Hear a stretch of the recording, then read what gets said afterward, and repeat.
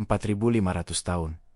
Itu bukan angka kecil. Itu 2 kali lebih tua dari kerajaan Romawi, 5 kali lebih tua dari Columbus menginjakan kaki di Amerika, lebih tua dari hampir semua yang pernah dibangun manusia di muka bumi ini. Dan selama waktu itu, piramida berdiri diam, menyaksikan kerajaan bangkit dan runtuh, menyaksikan agama lahir dan punah, menyaksikan manusia dari zaman batu sampai zaman luar angkasa datang silih berganti, berdiri di kakinya, mendongak dan bertanya hal yang sama. Apa yang kamu sembunyikan? Hari ini, kita coba menjawab pertanyaan itu. Bukan dengan spekulasi, tapi dengan fakta, data, dan penemuan ilmiah terbaru yang bahkan belum banyak orang tahu. Kita mulai dari sesuatu yang ditemukan baru-baru ini. Tepatnya tahun ke-2017. Sebuah proyek internasional bernama Scan Pyramids menggunakan teknologi bernama muon tomografi, cara kerja mirip seperti Sinerex, tapi untuk bangunan raksasa dari batu, untuk memetakan bagian dalam piramida agung tanpa merusak satupun batunya. Dan mereka menemukan sesuatu yang seharusnya tidak ada. Sebuah rongga tersembunyi, panjangnya minimal 30 meter tepat di atas Grand Gallery. Tidak ada pintu masuk yang diketahui. Tidak ada akses.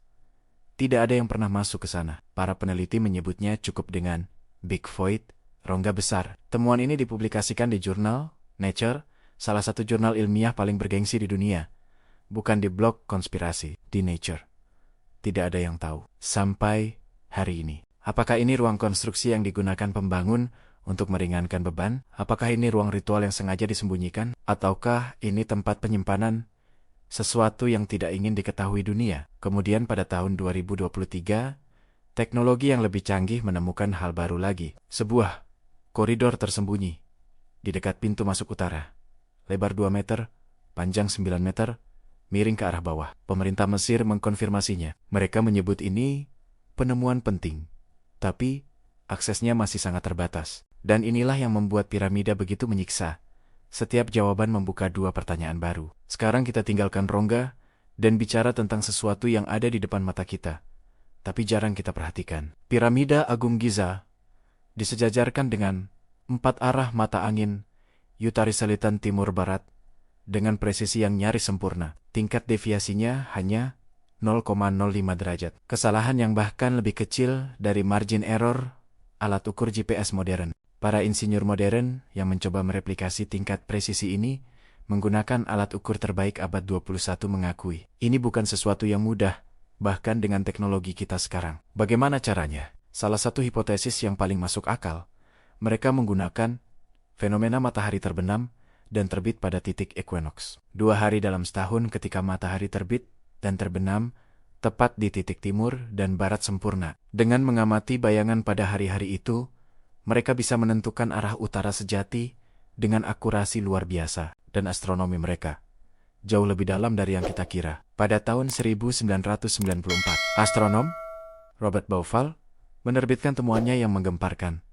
Posisi ketiga piramida utama di Giza. Dilihat dari atas, hampir identik dengan posisi 3 bintang di sabuk konstelasi Orion dan saluran-saluran sempit di dalam piramida yang selama ini dikira ventilasi biasa, ketika ditelusuri arahnya, ternyata mengarah tepat ke bintang-bintang tertentu di langit. Salah satunya ke bintang Suban, bintang kutub utara pada zaman piramida dibangun. Satunya lagi ke sabuk Orion, untuk mendirikan bangunan berisi saluran yang mengarah tepat ke bintang tertentu. Kamu harus tahu di mana bintang itu akan berada 1000 tahun ke depan. Kamu harus memahami precesi bumi, pergerakan poros bumi yang sangat lambat. 1 putaran penuh setiap 26.000 tahun. Pengetahuan itu, secara resmi, baru ditemukan oleh astronomi barat pada abad kedua sebelum Masehi oleh Hipparchus dari Yunani. Piramida sudah menggunakannya lebih dari 2000 tahun sebelumnya. Jadi pertanyaannya bukan lagi tentang piramida.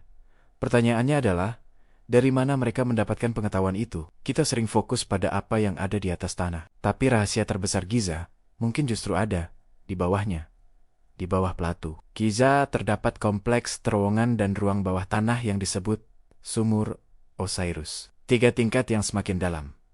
Semakin kau turun, semakin tua batunya. Dan semakin tua batunya, semakin aneh konstruksinya. Tingkat terbawahnya selalu terendam air. Arkeolog Zahi Hawass yang memimpin ekspedisi ke sana pada awal 2000, Anne mengakui satu hal yang jarang dikutip. Bagian terbawah dari kompleks ini belum pernah sepenuhnya dipetakan sampai hari ini. Belum pernah dipetakan di bawah salah satu situs arkeologi paling terkenal dan paling dijaga di dunia. Survei geofisika menggunakan ground penetrating radar menunjukkan indikasi adanya jaringan rongga dan saluran yang jauh lebih luas dari yang resmi diakui. Beberapa peneliti berpendapat bahwa sistem ini membentang jauh melampaui batas Plato Giza yang terlihat, dan kemudian ada Sphinx. Pada tahun 1990, Anne, peneliti geologi, Robert Koch dari Universitas Boston, bukan peneliti pinggiran, ini profesor geologi terpercaya, menganalisis pola erosi pada dinding parit Sphinx. Temuannya kontroversial, tapi berdasar secara geologi. Pola erosinya menunjukkan tanda-tanda erosi oleh air hujan yang intens, bukan erosi angin dan pasir. Masalahnya, Mesir tidak mengalami curah hujan yang cukup untuk menghasilkan erosi seperti itu, setidaknya sejak 7.000 hingga 10.000 tahun yang lalu. Artinya, jika temuan Shock benar, Sphinx mungkin jauh lebih tua dari yang resmi dinyatakan. Dan struktur di bawahnya juga demikian. Selama ini kita bicara tentang apa yang ada di dalam piramida, tapi ada rahasia yang tersembunyi di balik apa yang tidak ada. Di ruang raja, ada sebuah sarkofagus granit yang sangat besar. Terlalu besar untuk dimasukkan melalui pintu koridor. Artinya ia ditempatkan di sana sebelum piramida selesai dibangun. Di dalamnya kosong, tidak ada mumi, tidak ada hieroglif, tidak ada tulisan, tidak ada perhiasan, tidak ada apapun yang biasa ditemukan di makam Mesir kuno manapun. Bandingkan dengan makam Tutankhamun, raja kecil yang tidak terlalu penting dalam sejarah Mesir, yang penuh sesak dengan ribuan artefak, perhiasan, patung, dan tulisan. Dan bukan hanya isi yang tidak ada satupun hieroglif di dalam piramida agung. Di semua makam Mesir kuno yang pernah ditemukan, selalu ada teks pemakaman, mantra, nama Firaun, doa untuk kehidupan setelah kematian. Piramida agung, dindingnya kosong, polos bisu. Satu-satunya tulisan yang ditemukan di dalam piramida adalah tanda cat merah pada batu di ruang yang tersembunyi, yang diklaim bertuliskan nama Khufu. Tapi tanda itu ditemukan pada tahun 1837 oleh penjelajah bernama Colonel Fish, yang belakangan diketahui pernah memalsukan temuan arkeologis lain. Jika piramida bukan makam, lalu apa fungsinya? Dan jika ada sesuatu yang pernah disimpan di dalamnya, kemana perginya? 4.500 tahun, kita sudah mengirim manusia ke bulan. Kita sudah memetakan genom manusia. Kita sudah membangun kecerdasan buatan yang bisa menulis puisi dan memenangkan pertandingan catur melawan Grandmaster dunia. Tapi piramida ini masih menyimpan rahasianya. Rongga yang belum terbuka, terowongan yang belum dipetakan, presisi yang belum sepenuhnya bisa kita jelaskan, dan kekosongan di dalam yang justru lebih berbicara daripada jika ada isinya, yang membuat saya percaya bahwa jawabannya bukan sudah hilang. Jawabannya masih di sana. Menunggu teknologi yang cukup canggih untuk membacanya tanpa merusaknya.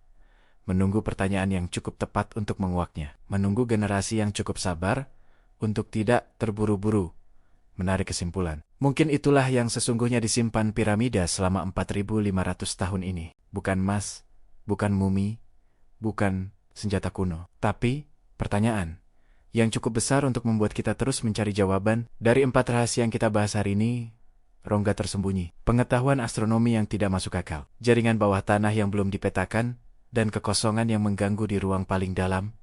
Menurut kamu, yang mana yang paling mengejutkan? Tulis jawabanmu di kolom komentar. Saya baca semuanya. Sampai jumpa di video berikutnya.